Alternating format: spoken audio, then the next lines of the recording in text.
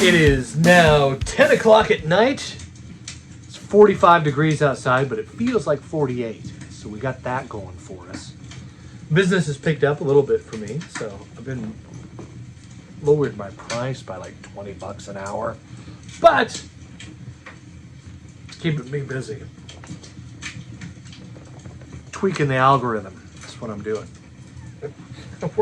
I'm like, it's a weird thing, right? My boss is an algorithm. Rainier beer, back with the Friday cheers. You know, a toast to Mike Kelly out there and Boston Buffalo. This still has the Jubilee can, by the way, which has got the little characters on it and stuff. It's got the little Rainier with the legs. I don't know if you can see that, but pretty cool. Okay, so Shaun sent me a box, and then I opened the door like a couple days later, and I got another box sitting on the doorstep. We saw the mailman stop. He was like late to 9 o'clock, you know. The mailman comes, drops the box off. And this is from Mark, Mad for Vinyl. He sent me a bunch of 7 inches, 45s, 80s stuff. It's pretty cool. Love that stuff. And he told me he was going to send me some weird stuff, but he sent me, all right, so he sent me a record I've been looking for a long time. Dare I call it a GRAIL? It's freaking GRAIL, all right? I mean, it's a GRAIL. 80's GRAIL, all right, for me. And Dana, we love this record from back in the day. But and he said he's going to send me some weird stuff, some offbeat stuff, right? And I'll share those with you now, which is great. We'll get to the GRAIL, the tastiest part for the end. So he sent me this one. This is pretty cool. We'll do this one first. This is Hombreus Dudes, and this is a punk. Well, it's a metal record. It's not a punk record. It's a metal record. Very metal. This is Politikill, which is interesting title. And then I pulled the wax out, and look at that. Whoa, dude, some splatter vinyl on there. Look at that, some blood splatter right on there. They got the pentagram. Demons just come rushing out of there. As soon as you pull this out of the sleeve, all the demons just run right out of this pentagram all over your house. Mess up your toaster, you know, stuff like that. It also came with like a kind of a normal paper sleeve, and then it has this kind of thing with some words on it, which is cool. Lyrics, because it's hard to tell what they're saying. I'm not gonna lie. It's a little hard to tell what they're saying. And this is one of those metal albums, and this is going to be controversial, all right? So just buckle yourself in here. The album's called Politikill, so I'm not going to get into politics as much as the singing on this record. There's a certain artist who I respect and admire, and he just doesn't get enough love or enough recognition. And so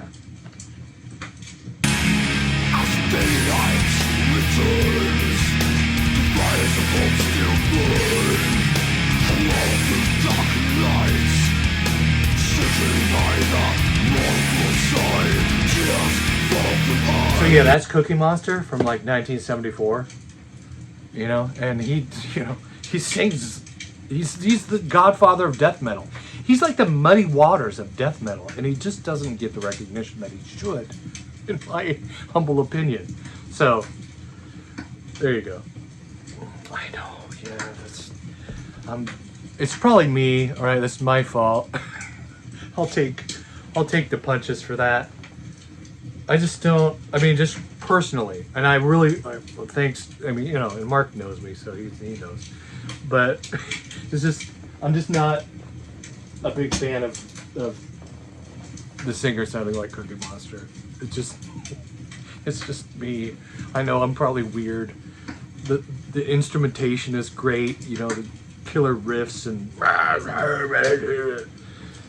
it just, when the singer sounds like Cookie Monster, I'm out. It's just me. This is another pretty cool record. This is like a sort of like I would compare this. We listened to all these records last night. Thanks, Mark. This is great. Hanging out, listening to records. We listened to the last one tonight. This is in a with sleeve, and it's minimal compact live. And it's interesting. It's sort of like Joy Division and the Talking Heads. Like if you took Joy Division and the Talking Heads and swirled them up in a blender, that's what this kind of sounded like to me. So it's, you know, this is interesting stuff. And it's from the 80s. Like, this is all stuff from back in the day. I'm not sure when this record came out. The other two are from the 80s. Yeah, there's no date on this. But pretty cool, interesting stuff. And so I'm kind of going in order of how I liked the music. Again, Mark, thank you so much. Generous sending records in there. All right, now this, I'm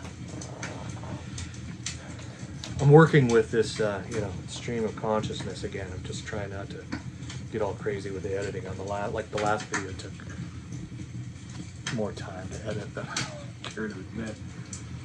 Love Tractor. This ain't no outer space ship. This is actually a sought after record. We looked it up. Like, that's interesting stuff. And it's 1986 Time Records. But it's also pretty, it's alternative rock, you know, and the mid 80s, which is interesting. East Coast had the alternative rock. I mean, the Pixies, obviously, right? And then before that, we got Love Tractor. Some cool, interesting stuff. And we're going to get more into this record. So this was probably our favorite of the, you know, the weird stuff that Mark was telling me about. Stuff that we hadn't heard of and never heard these bands before.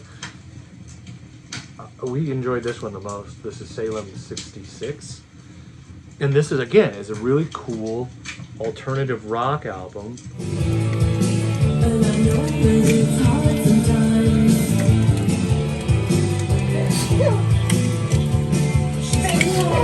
Bless you.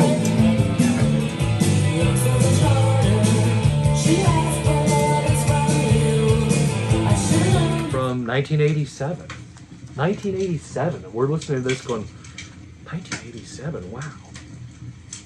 This reminds me of the Breeders, which is another band that Kurt Cobain, right? Some of the Seattle music, the stuff that happened here with alternative rock in the 90s. What happened here in the 90s in the Seattle area was like, I imagine what happened with rock music in the 60s with the Beatles, right? In London, Liverpool, you know. And then what happened with like punk rock in the 70s,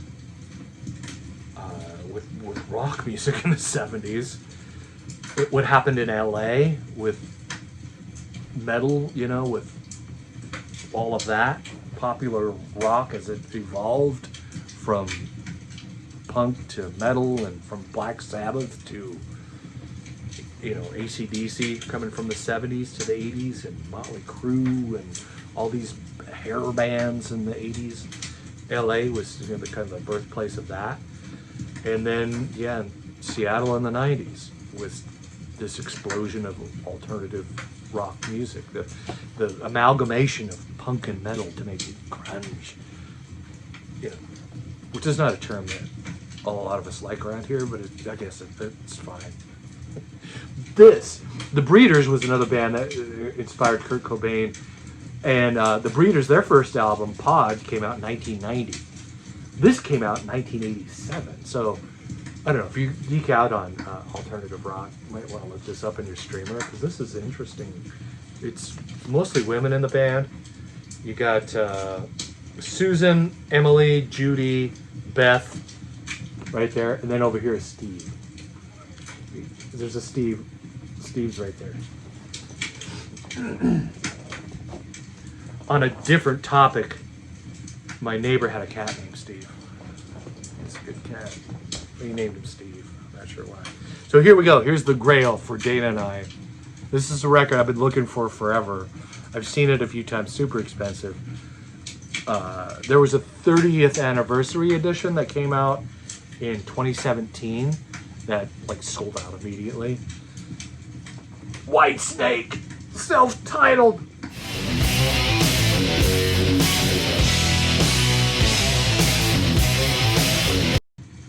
Da-na-na-na-na-na. Here we go again.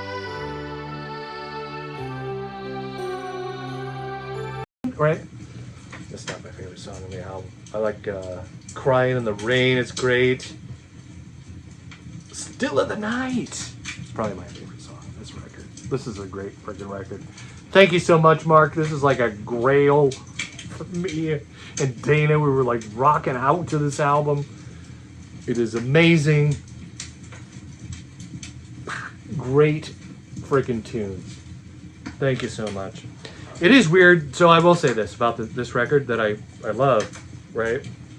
But it doesn't, like, the sound quality is not amazing, right? It was sort of like, the sound quality wasn't great.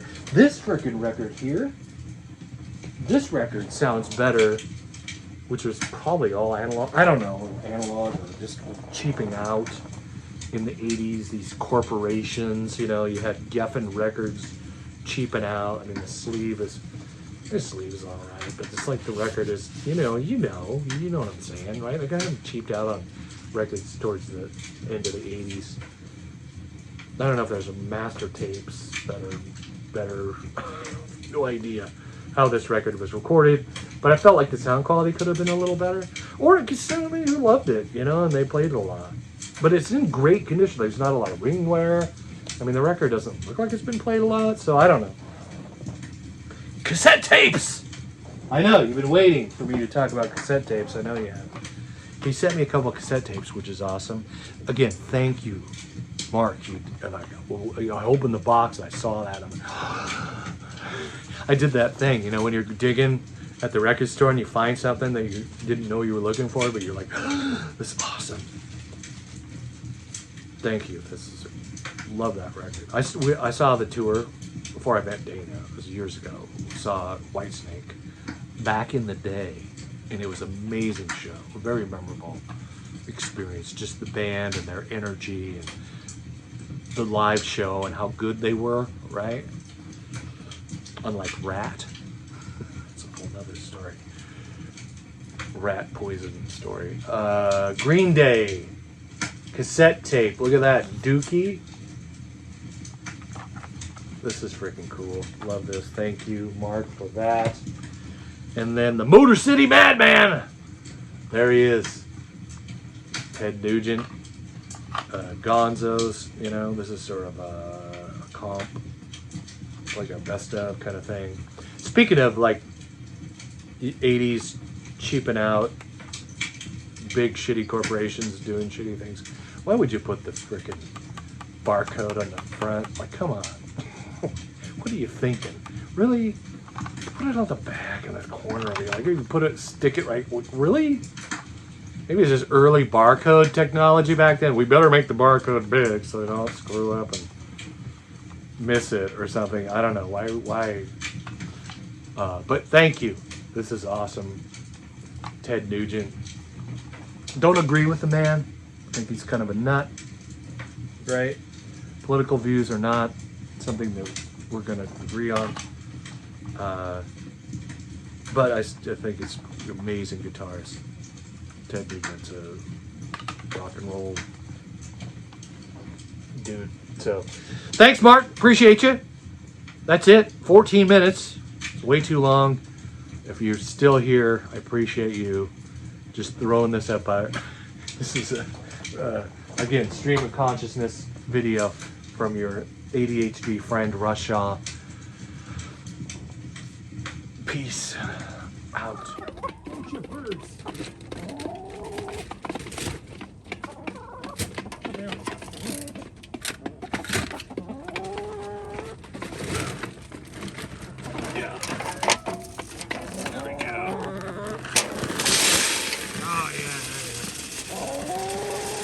Good stuff there.